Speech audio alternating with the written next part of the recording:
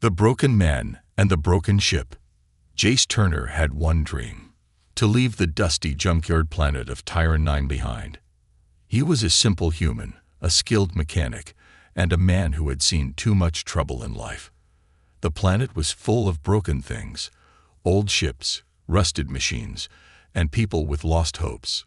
Jace didn't want to be one of them anymore. All he needed was a ship, not a perfect one, just something that could fly. He spent years saving credits, fixing other people's garbage, and eating cheap food. Finally, he had enough to buy a ship, not from a shiny showroom, but from the junkyard auction, the place where broken dreams went to die. The auction was held under a burning red sky. Robots dragged old ships out like corpses. Jace's eyes locked on one, a medium-sized cruiser, half covered in dust, its left engine scorched, and one side marked with a strange symbol he didn't recognize. "She's junk," the auctioneer said. "No power, no records. Might still have rats." Jace smiled. "I'll take it." He bought the ship for cheap. Too cheap. Others laughed as he walked up the ramp, toolbox in hand. Inside, it smelled like old wires and burned metal. The lights were dead, but Jace didn't mind. He could fix anything. Or so he thought. While checking the engine room, his scanner beeped. Life form detected. He froze. "Must be a mistake," he muttered, tapping the scanner. It beeped again. Life form. Cargo bay. Faint signal. Jace grabbed a flashlight and walked slowly toward the bay. The door groaned as he pushed it open. The room was dark, cold, and filled with crates. He moved them aside one by one until he found a large metal pod. The glass was fogged. Inside was someone. A woman. Tall, blue skin, long silver hair that floated in the cryo fluid. Tattoos glowed faintly on her neck and shoulders. She looked peaceful, like she was sleeping. But her chest rose and fell, slowly. "She's alive," Jace whispered. He checked the pod's screen. Alien symbols flashed. The pod was old, maybe centuries. He didn't recognize the language. He stepped back. Okay. What now?" Before he could decide, the pod hissed. The lights inside blinked. The glass cracked. No. Wait. Steam poured out as the pod opened. Jace stumbled backward, heart racing. The woman gasped, then coughed. Her eyes fluttered open, bright silver like twin moons. She stared straight at him. Then softly, she said, "My husband." Jace blinked. "What?" She tried to stand, but her legs were weak. She fell into his arms. "You claimed me," she whispered. "I didn't claim anybody," he said quickly, holding her steady. "I just bought the ship." She looked at the floor, her eyes wide. "You took the vessel. You woke me. By the right of vessel. I belong to you now." Jace's mouth opened, but no words came out. This had to be a mistake, a cultural misunderstanding, some ancient law from her planet, but she believed it. And she was serious. "Listen," Jace said gently. "I don't know who you are or where you're from. I'm just a mechanic. I bought this ship to fly away from here. I didn't know anyone was inside." She looked at him again. "You are not royalty." He laughed nervously. "I'm not even rich." The woman's gaze softened. "Then your heart must be pure." "Or stupid," Jace muttered. He helped her sit down on a crate. She was shivering, and he wrapped a blanket around her shoulders. "What's your name?" he asked. "Calthura," she said slowly. "Daughter of the Moon Claw. Guardian of the Starbound Gate." "That's a lot of titles." She gave him a tired smile. "And you, husband?" "Jace. Just Jace." They sat in silence for a moment. Outside, the junkyard winds howled. Suddenly, Calthura looked toward the door. Her eyes narrowed. "We must leave. Now." "Why?" Jace asked. "The signal," she said. "My pod, it sent a pulse when it opened. If my enemies are still out there, they will come. Enemies. Wait, who are you running from? But Kelthera stood, wobbling slightly. You claimed the ship, you claimed me. And now, you must fight. Jace felt the cold crawl down his spine. He had wanted a ship. He got something else. A mystery, a warrior bride, and maybe a death sentence. He looked back at the old control panel. Well, he sighed. Let's see if this thing can still fly. Bound by alien law. The old cruiser groaned like a waking beast as Jace powered up its failing systems. Sparks flew from the control panel, and the lights flickered, but the engines responded with a low hum. It was alive. Barely. Kelthera sat quietly in the co-pilot's seat, her silver eyes watching him like a hawk. She had said little since they left Tyran 9, only that they were being followed, and that Jace had become part of something far bigger than he could understand. Outside, the stars stretched like silver roads through black skies. Jace stared at the screen, trying to focus. His hands moved across the controls, but his thoughts kept drifting back to her words. By right of vessel, I belong to you now. It didn't make sense. He had never heard of this law, this custom, but Kelthera spoke of it like it was sacred. He finally turned to her. You keep calling me husband. But I didn't do anything except buy a dead ship. Kelthera's voice was soft but firm. In my world, the ship and the soul are one. When a man takes the vessel of a bound woman, he takes her fate with it. You woke me. That means we are joined. Jace frowned. I didn't mean to join anything. I just needed a ride off that trash heap. She tilted her head, almost curious. Intent is not required. The right is ancient. It chooses. He let out a long breath. Well, I didn't choose you. Kelthera didn't seem offended. Instead, she looked away. Then I may die soon. That made him pause. What do you mean? Her fingers traced the glowing tattoos on her wrist. Our bond is not symbolic. It is real. Biological. My body was kept alive by the cryopod, but now that I'm awake, I can't live far from the one I'm tied to. She looked at him again. If you leave me, my heart will fail.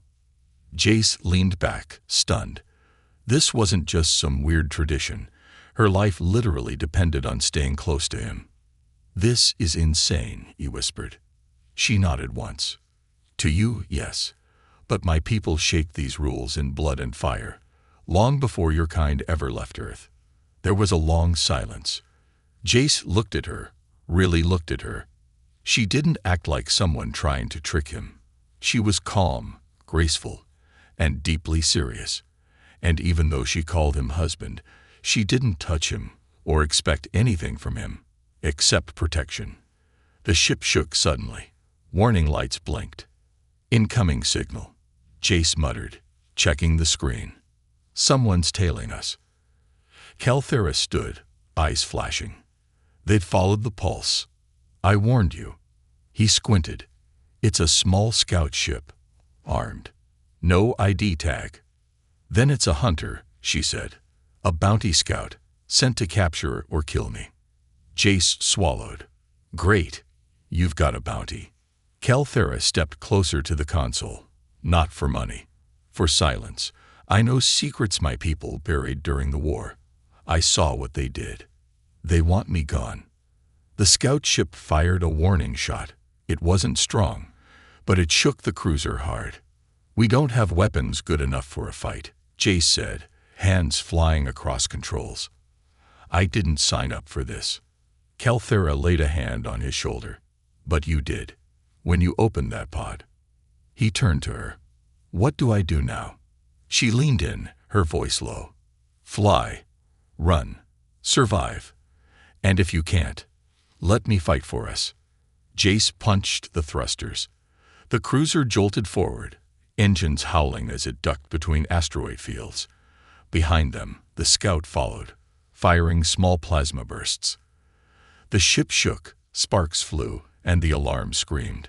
Kelthera opened a panel behind her seat and pulled out a strange device, a glowing sphere with sharp edges. She plugged it into the ship's weapon port. The old ship suddenly roared with new energy. "What did you do?" Jace asked. "I gave it part of my blood," she said. Now the ship listens. A beam of light fired from the rear cannon. It hit the scout ship directly. In one shot, the hunter exploded into dust. Jace stared at the screen, mouth open. "How did we have that kind of power?" Kelthera looked at him calmly. "Because this ship is not what you think. It's older than it looks. And now, it's ours." The alarm stopped. Silence filled the cockpit.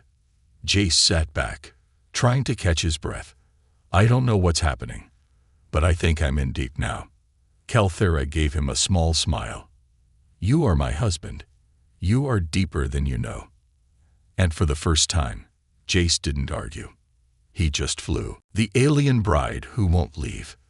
The ship drifted through space like a ghost, far beyond the usual travel lanes.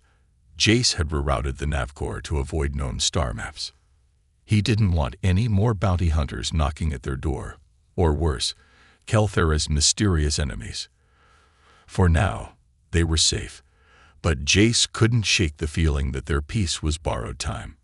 Kelthera spent most of her hours repairing the systems with him. She moved with grace and confidence, her hands working fast, her eyes always sharp. Jace had expected her to sit still like royalty. Instead, she was more mechanic than princess, more soldier than bride. And every time he watched her work, a strange warmth stirred in his chest, one he didn't understand and didn't want to admit. "Why do you keep helping me?" he asked one evening, sitting cross-legged beside a broken energy converter. "You said I'm your husband, but you're the one keeping this ship alive." Kelthera didn't look up. "You gave me freedom. Now I give you strength. That's balance." He laughed quietly. "That's not marriage. That's teamwork." She paused. "Is that not the same thing for your people?" Jace blinked. Maybe it was. Later that night, he walked into the ship's mess hall and froze. Kelthera had changed out of her armor. She wore a simple robe, stitched together from old survival blankets. Her silver hair hung loose. She was staring at a glowing map on the table, her expression calm, but troubled. "Something wrong?" he asked. She didn't turn. "The signal is growing louder. They are looking for me. For us." He stepped closer. "Who exactly is they?" Kelthera closed her eyes. "My people. The High Blood. My betrothed." Jace's heart skipped. "Wait, you are already engaged?" "Yes," she said quietly. "To a warlord. A cruel one. The alliance was arranged before I was frozen." He felt something cold twist in his stomach. "So, if he finds us, he'll want you back." "He will want to kill you," she said simply. "That is tradition." Jace laughed nervously. "Of course it is." Suddenly, the ship's alarm beeped. A new signal, faint but approaching fast. They rushed to the bridge. The scanner flashed red. A large vessel was entering their airspace, bigger than the last hunter. Sleeker. Marked in symbols Kelthera recognized immediately. "It's him," she said. Her voice was steady, but her hands clenched the edge of the console. "Varnuk, son of the Bloodhammers." "Charming name," Jace muttered. "I'm guessing he doesn't want to talk." "He will talk," she said. "He will offer you a chance to step aside. And if I don't, he'll make sure you never stand again." Jace stared at the ship on the screen. He wasn't a warrior. He was a mechanic. But something about the way Kelthera stood beside him, calm, ready, trusting, made him feel like maybe, just maybe, he could be more than what he'd always believed. The comms crackled. A deep voice, sharp like steel. "Return the princess, or die, little human." Jace didn't answer. Kelthera leaned forward. "By law, he holds me now. You have no claim." The voice hissed. "I will burn this ship and your human pet with it." Jace finally spoke. "You want her? Come get her." The enemy ship didn't wait. A boarding pod launched. Inside the cruiser, Lights flickered. Calthera handed Jace a plasma tool. "Stay behind me. Let me fight." "No," Jace said, gripping the tool tighter. "We fight together." When the airlock opened, the first warrior stepped inside, 10 feet tall, armored, carrying a spiked blade. But he didn't expect Jace to throw a flash bomb in his face. He staggered. That's when Calthera moved, fast, precise, deadly. One down. 2 more came. Jace rewired a panel and overloaded the gravity cord in that corridor. The intruders floated, confused, until Calthera spun midair and kicked them into the ceiling. They sealed the door and ran. "You could have left," she said as they caught their breath. "I know," Jace said, "but I didn't." Calthera smiled then, a real smile, small but warm. More enemies were coming. The big one, Varnak himself, was on his way. But for now, they had won. Together. And somewhere in the back of the ship, the old engine hummed like it approved. The duel for the bride. The cruiser was quiet again, but the silence didn't feel like peace. It felt like waiting. Jace stood at the viewing panel, watching the massive warship outside. Its dark surface gleamed like polished stone, lined with crimson lights that pulsed like a beating heart. That ship didn't come just to scare them. It came to finish something that had started long ago, something older than Jace, older even than Calthera's memories. Varnak was coming aboard, and this time, not just with weapons, but with an offer. The message arrived first. It was ceremonial, almost polite. "The human shall be given a chance," it said. "Honor demands he defend his claim." Then it showed the rules. A duel. 1-on-1. No weapons from this age. No tricks. Just combat. Victory meant the right to keep Calthera. Defeat meant death, or worse, surrender. Jace turned to her, confused, anxious, a little angry. "Why does everyone in your world think women are property? Why is this about who owns you?" Calthera didn't flinch. Her expression was steady, but her eyes, they held something else. Something sad. "It is not about owning," she said. "It is about binding. My people believe that if someone is strong enough to protect another, they earn the right to stay beside them.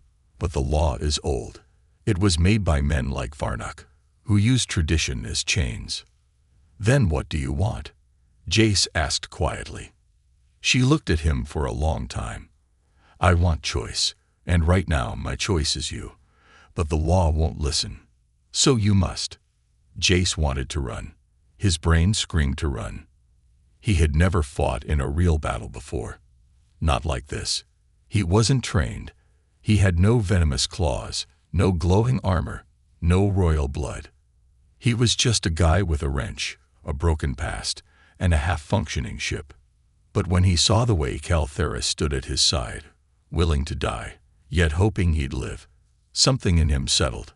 "All right," he said, heart pounding. "Tell me what to do." The duel was arranged on neutral ground, the surface of a small moon nearby.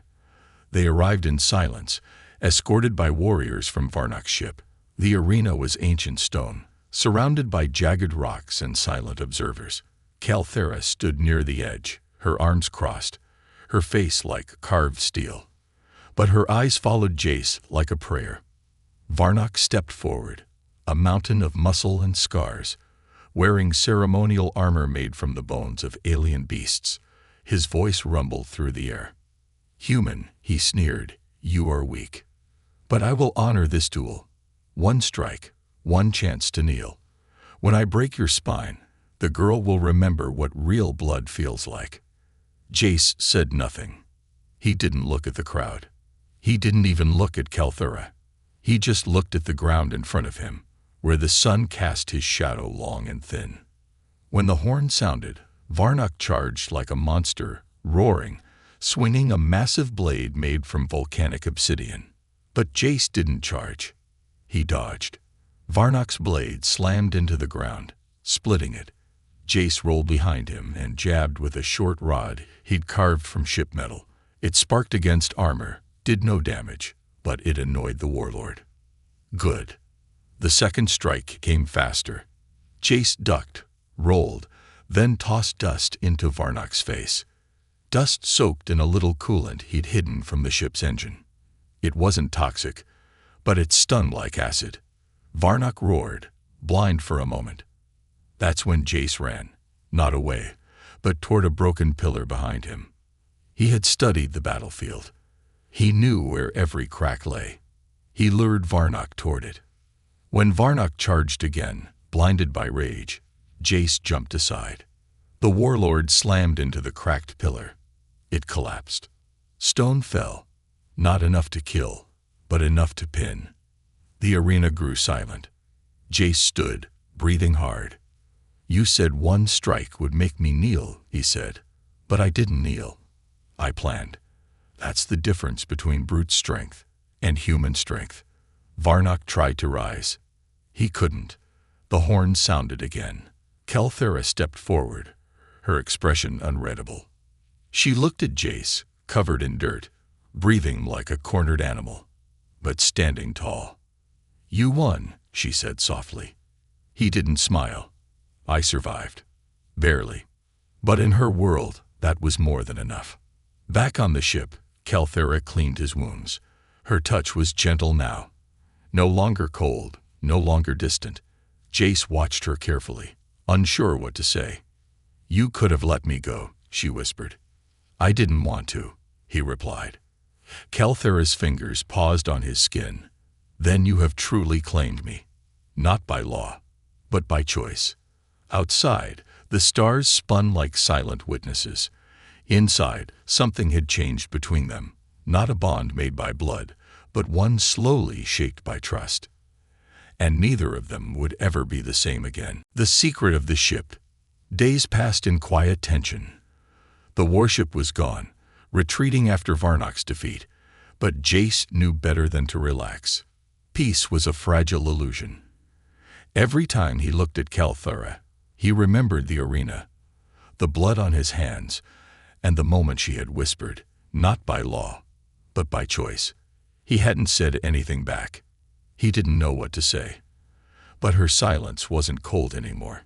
It felt like something new was growing between them. Something unnamed. The cruiser, old, rusted, patched together with Kelthera's strange alien tech, was changing too. Jace started noticing things. The lights pulsed softly at his touch. The doors opened a little faster when he walked by. The engine, once slow to warm, now hummed like it was alive. He asked Kelthera about it one evening while they sat on the floor of the engine bay, eating rations and sipping warm spice water. "This ship," he said, tapping the floor, "it's not just metal and wires, is it?" Kelthera looked at him over the rim of her cup. "No, it was never just a ship." He leaned in. "Then what is it?" She placed her cup down. Her voice dropped. "This is a relic-class vessel, a living ship, created before your people learned to walk upright. It has a soul, Jace, an intelligence, and it was hidden for a reason." He blinked. "A soul? You mean it's sentient?" She nodded, partly dormant now, but awakening. "It recognizes you. It feels your intent. That's why it protects you." Jace shook his head. "No way. I bought this thing for scraps. How could something this powerful end up in a junkyard?" Kelthera's eyes darkened. "Because someone wanted it forgotten. My people buried it, deep, hidden under layers of old battleships and broken satellites. I was assigned to guard it, to make sure no one ever woke it. But when I learned the truth, I chose to protect it instead. They tried to silence me.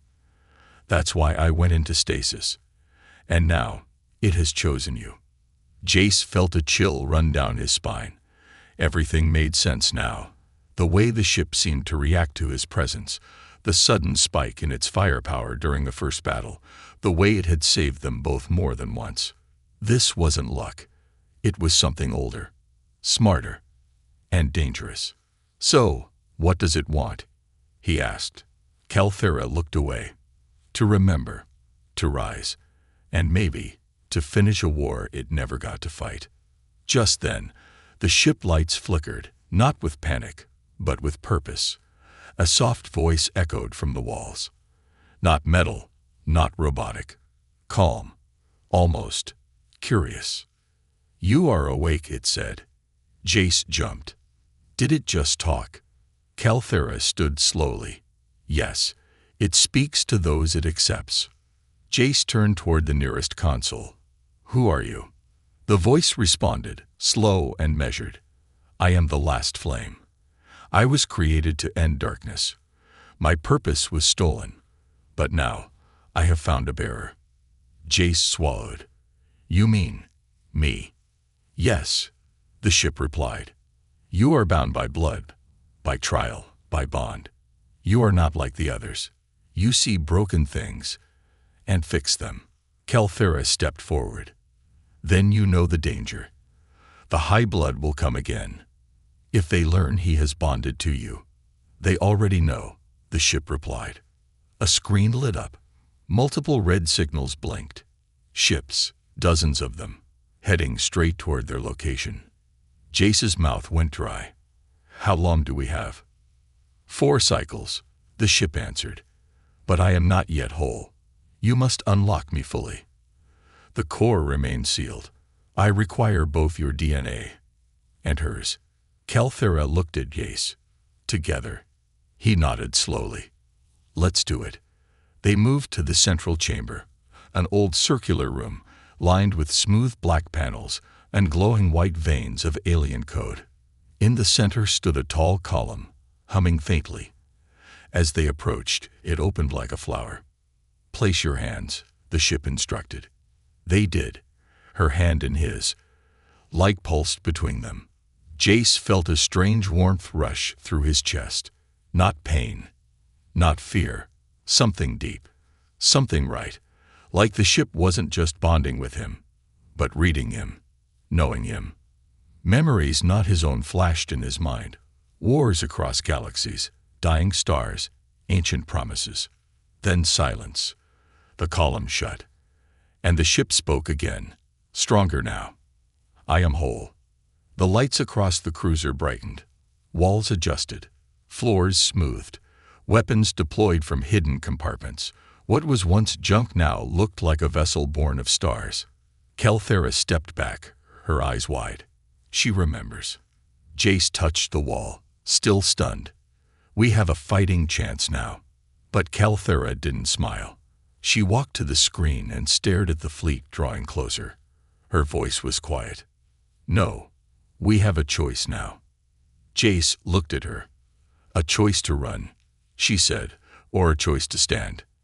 And for the first time in his life, Jace didn't feel like running. Rise of the Human and His Bride. The stars no longer looked silent. They looked like eyes, watching, waiting. The red signals on the screen multiplied each hour, each mark a warship, each ship another reminder that time was slipping away.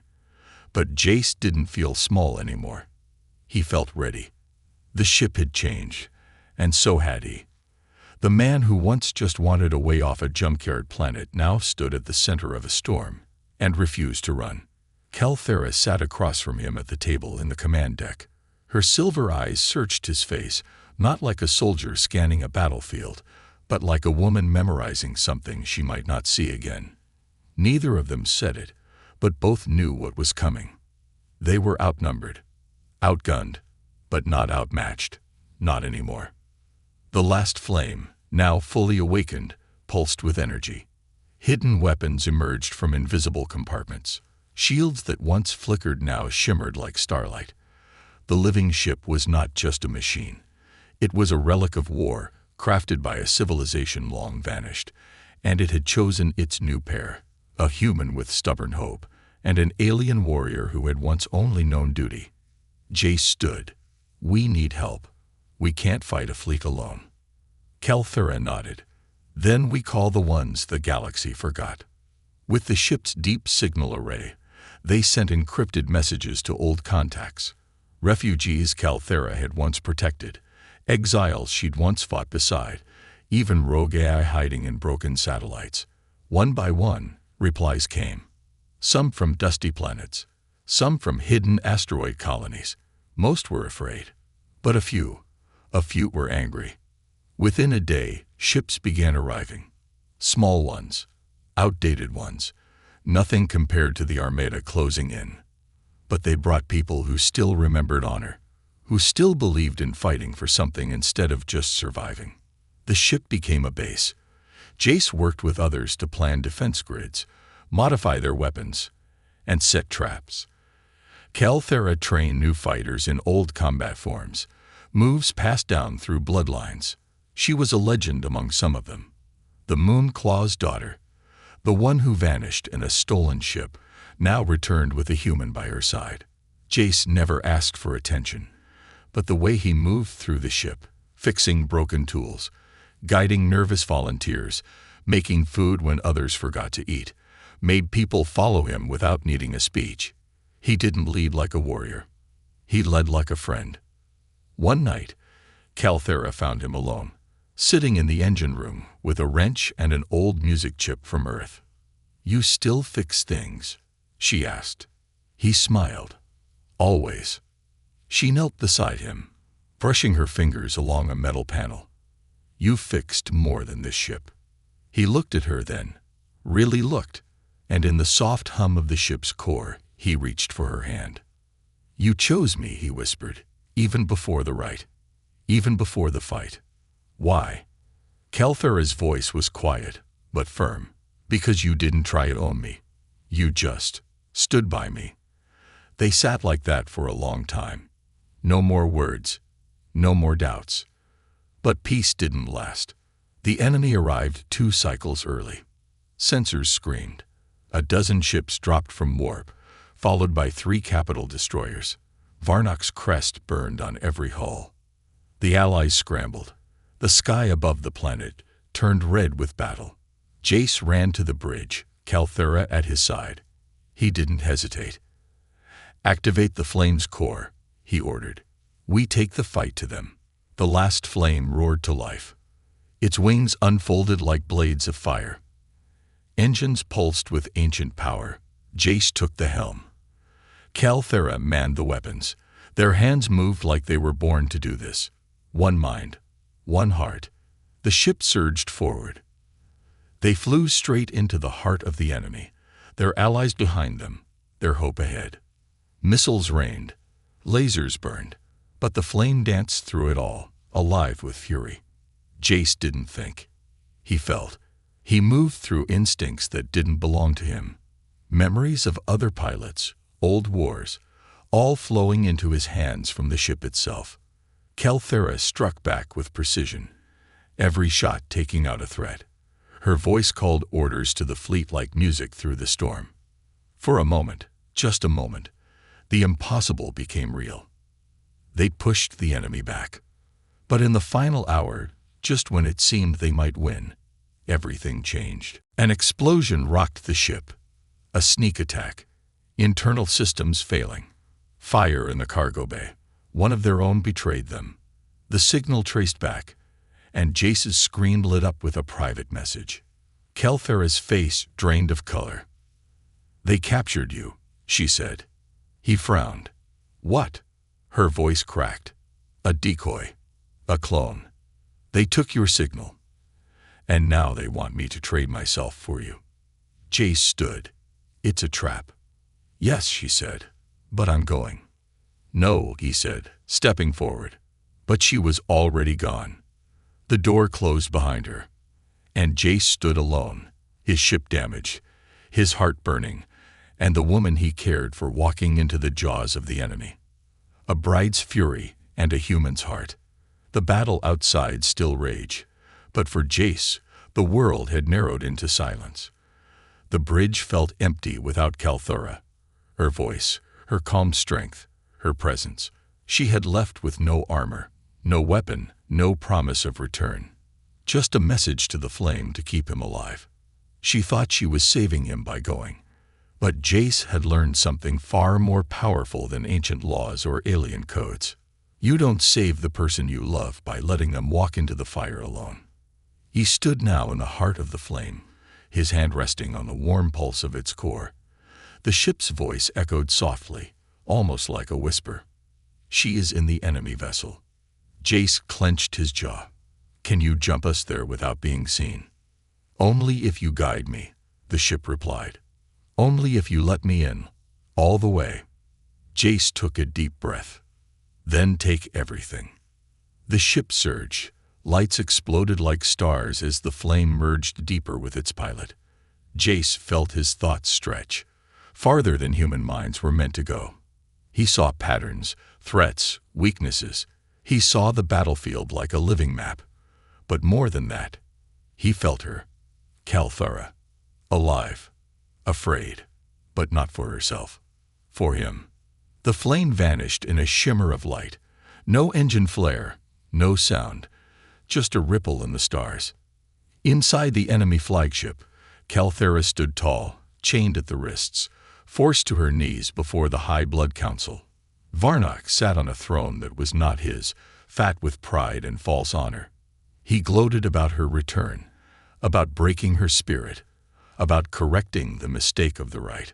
But Kalthara didn't break. Even on her knees, she was the tallest one there. "Your mistake," she whispered, "was thinking he was just a human." Suddenly, alarms blared. The wall behind the throne exploded in a flash of silver light.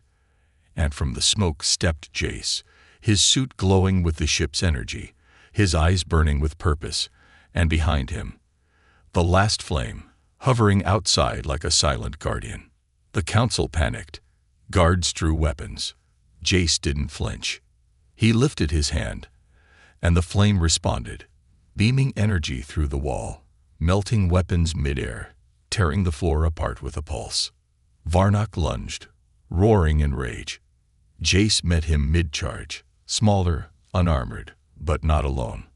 The ship flowed into him, guiding his every move. He dodged, struck, twisted, until the warlord fell, unconscious, his pride shattered more than his body. Kalthara had already broken her chains. They stood facing each other, both breathing hard, surrounded by smoke and silence. "You came," she said. "Of course I did," he replied, stepping closer. "I told you, I'm not letting you go again." She didn't speak. She just kissed him. It wasn't passionate or rushed. It was quiet, gentle, a promise wrapped in silence, a bond no law had the power to name. Back aboard the Flame, their allies cheered. The High Blood's flagship was crippled, their leadership scattered. The tide of war, once unshakable, now leaned in a new direction. Later, as the stars turned slowly outside their window, Jace and Kalthara stood in the observation deck.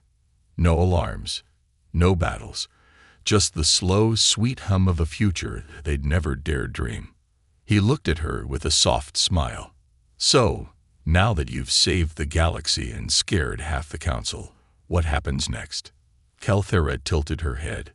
"You still want to run?" Jace shook his head. "No, I want to fly. With you." She smiled, leaning into his side. "Then let's find a place where we're not husband and bride, just partners." He laughed. "Deal."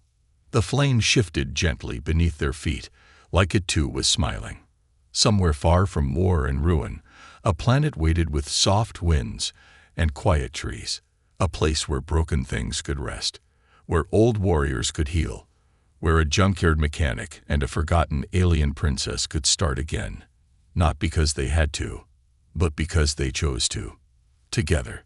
The stars had brought them pain, but they had also brought them each other. And sometimes, that's all a story really needs.